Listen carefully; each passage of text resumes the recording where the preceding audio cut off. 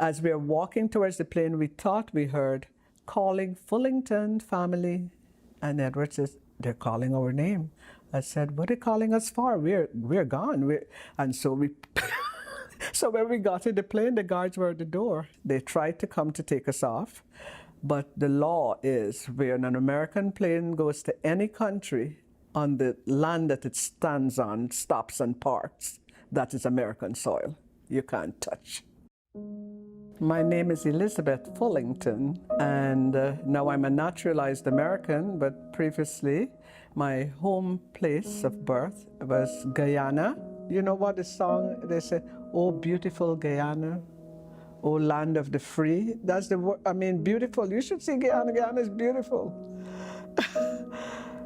But you left it, you had, because of what man did with politics, you had to run and uproot everything that you work hard for.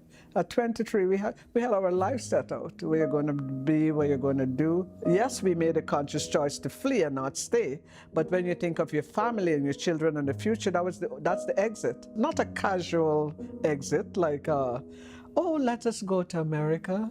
No. It was a safe haven. Get out, or else something bad may happen. Your husband may be the next Walter Rodney, blown up because he had too much of a mouth. We struggled and fought to become an American. It meant a lot. We broke down when we took our vows. See the flag? That was from our citizenship. It was a big decision.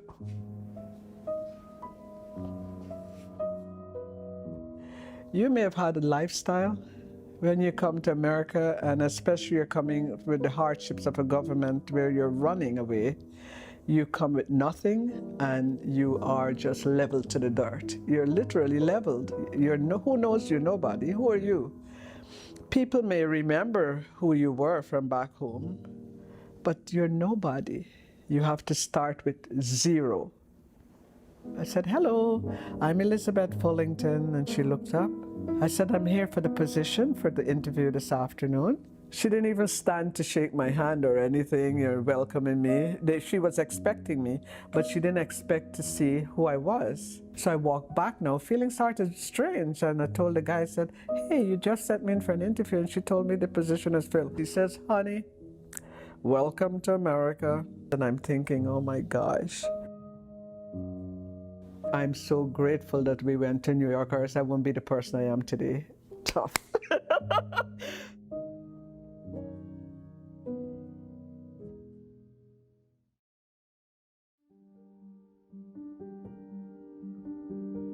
The road may not always be covered with petals of roses, but you make good with it. You learn. You have a job, be grateful. I met a young man whose name was Scott Cohen, little. He was playing for Release by Beethoven. I sat with him and said, "Look, you made a mistake right there. Let me show you. Go back." And he says, "Where?" He can't read. So I came into his life to be a remedial teacher. Next thing you know, they're asking me to be his teacher. You're coming from nothing into making something in a world that is a brand new world. It's like if I came out from Guyana all again, but it wasn't easy. Because when you're an immigrant, remember, you're not seen, you're like invisible.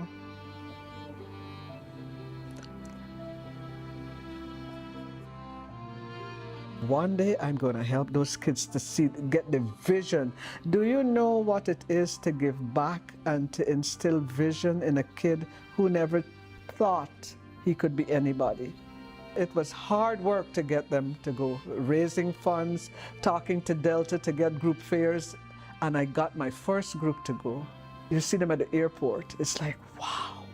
You see them on campus doing music in a foreign country, and they're eating it up. They left home hungry for the opportunity. That was my reward, that was my joy, because you don't know.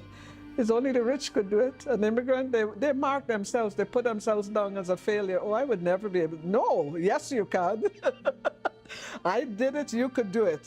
Being an immigrant, I thank God, honestly, because I did not lose my roots and I was planted in America.